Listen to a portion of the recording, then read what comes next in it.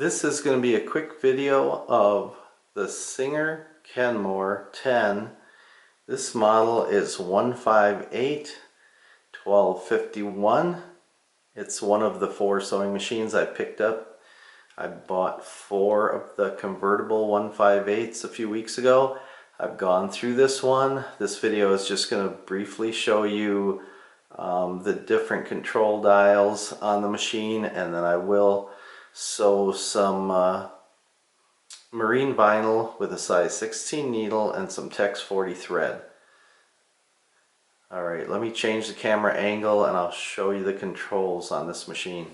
These are the different stitches the machine will make on this area. It shows a little diagram, and then it also shows here the orange dot is the orange stitches, and you control the stitch width here, and you select your stitch here. This little yellow window will change, and then when you want to do your modifier, which are the white stitches, this is where the machine operates back and forth to make these patterns.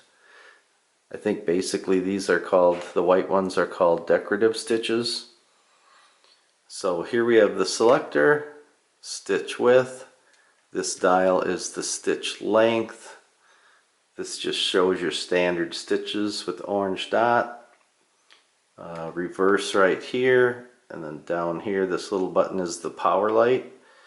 Hand wheel is over here. This one does have the thumb screw that, or nut, that you have to loosen and tighten when you want to wind a bobbin. So I've got the machine threaded up. I'm just going to move the camera angle, run it through the stitches, and you won't see a spool of thread because I use a thread cone and a thread stand because I go through so much thread. So let me get some marine vinyl, change the camera angle, and I'll just run through all the different stitches here. This is, and I did make a video of how to thread the Kenmores. This was the machine I used in that video, and your upper tension is right over here, and I might have to adjust that a little bit. I'll check it out when I get the material in there. Alright, I have the camera repositioned. I thought I'd just quickly show, this is the needle I'm using. It's a size 16 needle. And I've got 2 layers of marine vinyl, and I'm going to just start out with the 3-point zigzag and run the machine through all the different stitches. Here we go.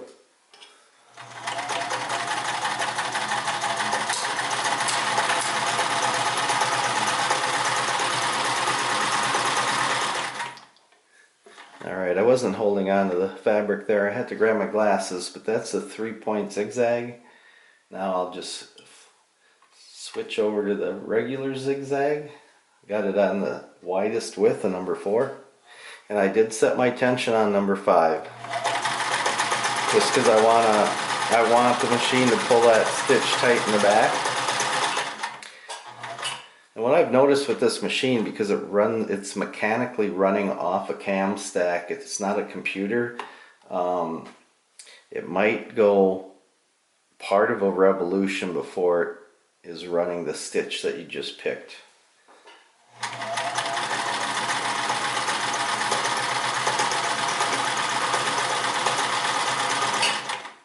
Okay, then I always take the needle out of the work when I switch between stitches. Just kind of a habit I've developed here. I don't know if it's a good habit or a bad habit, but that's just the way I do it. Okay, you can kind of see what we've got going on here now. I'm going to lengthen the stitch on that just to make it a little bit, emphasize what it's doing a little bit more. Here we go.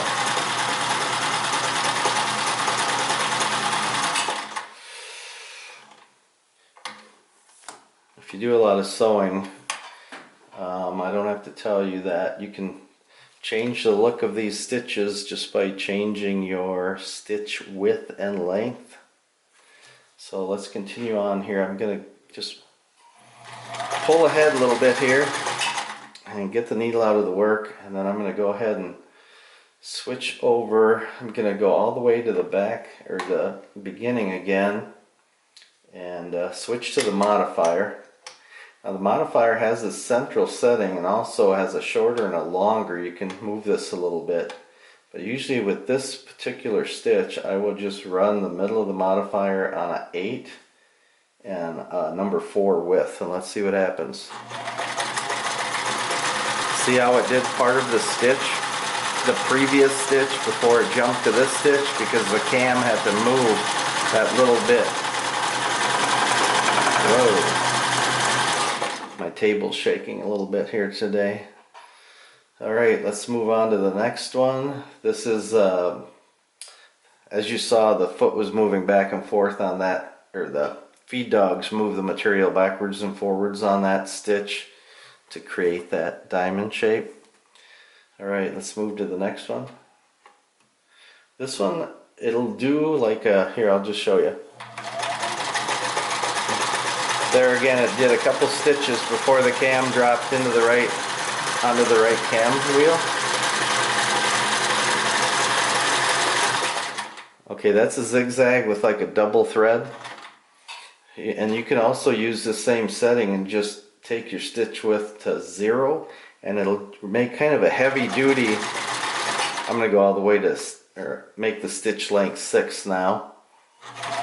And what it does is it's move, the feed dogs move the fabric back and forth, so you don't want to hold it real tightly. And what it does is make this real heavy stitch here. Alright, and let's see, switch to this one. Modifier. I'm going to go back to the 8. I think the 8 is a good setting on this. And get my foot pedal back where I can reach it. And I'm going to do this, I have to do the stitch width to 4 on this stitch, I forgot. Okay, here we go.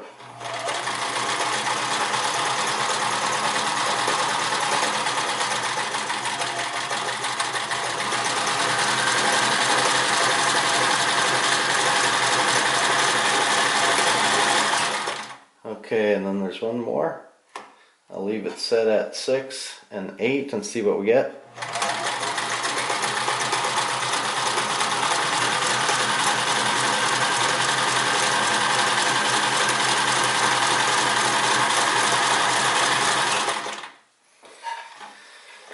Okay, let's take a quick look here.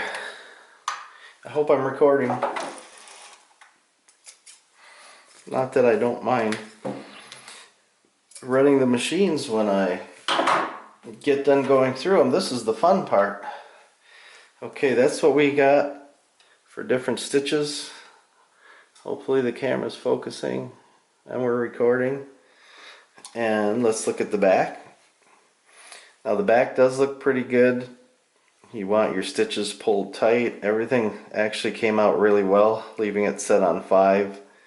Obviously, if you're doing a project, you know, try it on a scrap piece of material before you start putting your project together, and everything should be fine.